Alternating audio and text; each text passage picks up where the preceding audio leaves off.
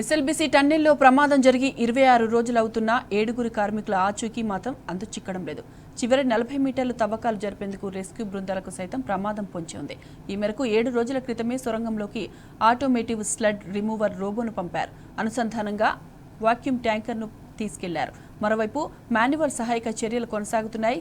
D1 వద్ద మాన్యువల్గా తవ్వకాలు చేస్తున్నారు. సహాయక చర్యలు చేపట్టేందుకు రెస్క్యూ టీమ్స్ ఉదయం తమ సామాగ్రితో లోకో ట్రైన్లో సొరంగంలోకి వెళ్లాయి.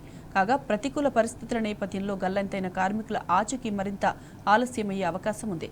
అయితే సర్కారు సమన్వయ లోపంతోనే సహాయక చర్యలు ఆలస్యమవుతున్నట్లు విమర్శలు వెల్లువెత్తుతున్నాయి.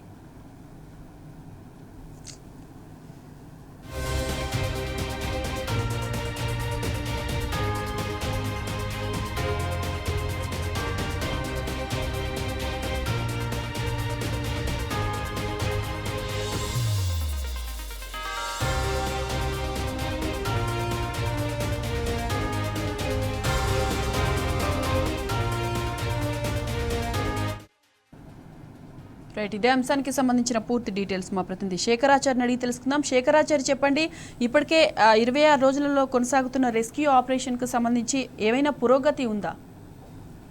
మాధవి, ఇప్పటికైతే పురోగతి మాత్రం ఏం కనిపించట్లేదు. నేటికి 26 రోజులు పూర్తవుతుంది. అందులోనే ఇంకా 7 మంది చిక్కుకొని ఉన్నారు. 7 మంది కుటుంబ సభ్యులు కూడా ఆందోళన చెందుతున్నటువంటి పరిస్థితికి వచ్చింది. కానీ 26 రోజులు అయినప్పటికీ రెస్క్యూ కొనసాగుతుంది. బృందాలు సైతం పొంచి ఉన్న ప్రమాదం పొంచి ఉంది. అంటే రెస్క్యూ చేయడానికి ఎవరైతే ఈ బృందాలు అయితే వెళ్తా ఉన్నాయో ఆ బృందాలకు ఇక్కడ ప్రమాదం కూడా పొంచి ఉందని చెప్తున్నటువంటి పరిస్థితి కనిపించింది. అయితే పైన ఉండేటువంటి సెగ్మెంట్ బాక్సులు ఏవైతే ఉంటాయో అవి బలహీనంగా ఉన్న ప్రాంతాల్లో కూడా కొంత రెస్క్యూ ఉందని చెప్పేసి, కొంత ఇబ్బంది ఉందని చెప్పేసి కూడా చెప్తున్నటువంటి పరిస్థితి కనిపిస్తుంది. దానికోసం సింగరేణ్ లో వాడేటువంటి టైగర్ క్లాక్స్ ఏవైతే ఉంటాయో, టైగర్ క్లాక్స్ అంటే టింబర్ డిపోకు సంబంధించినటువంటి ఏవైతే కర్రలు ఉంటాయో అవి సపోర్ట్ గా పేరుస్తారు.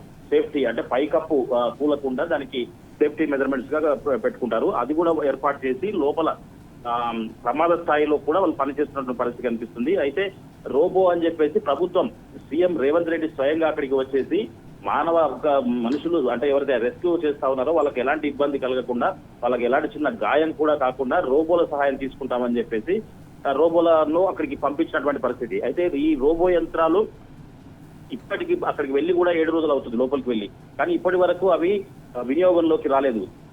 విషయం ఏంటంటే అక్కడ సాంకేతిక సమస్యలు వస్తాయని చెప్తున్నారు. తర్వాత లోపల 5G పనిచేయాలని చెప్పి చెప్తా ఉన్నారు. ఇవన్నీ సపోర్ట్ చేస్తలేవు కాబట్టి ఇప్పటి వరకు వినియోగంలోకి రాలేదని చెప్తున్నటువంటి పరిస్థితి కనిపిస్తుంది. అయితే ఈ ప్రమాద స్థలంలో ఇప్పటికే వాళ్ళకి సంబంధించినటువంటి ఆటోమేటిక్ స్లడ్ రిమూవల్ అంటే ఈ బురద మట్టి ఏదైతే ఇవన్నీ కూడా తోడి ఎత్తేసేటువంటి ఒక రోబో యంత్రాన్ని ఏఐ టెక్నాలజీ వాళ్ళు అంటే ఏఐ అన్వి రోబో బృందం తయారు చేసింది. దాని లోపల కూడా పంపించారు, కానీ దాని ఫలితం అయితే ఇప్పటి వరకు కనిపించట్లేదు.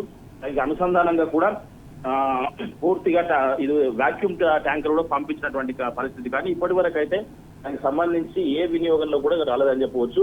రోజు రోజుకు ఆలస్యం అవుతా ఉంది. ఇప్పటి వరకు అందులోని 7 మంది చిక్కుకొని ఉన్నారు. వీరితో పాటుగా అక్కడ దాదాపుగా 12 బృందాలు పనిచేస్తా ఉన్నాయి. వాళ్ళకు కూడా చాలా ఇబ్బంది అవుతుందని కూడా చెప్తున్న పరిస్థితి కనిపిస్తా ఉంది. ప్రభుత్వం మాత్రం దీని పట్ల నిర్లక్ష్యంగానే వహిస్తుందని చెప్తున్న పరిస్థితి కనిపిస్తా ఉంది. Sai. Right Shekharachari, thanks for the updates.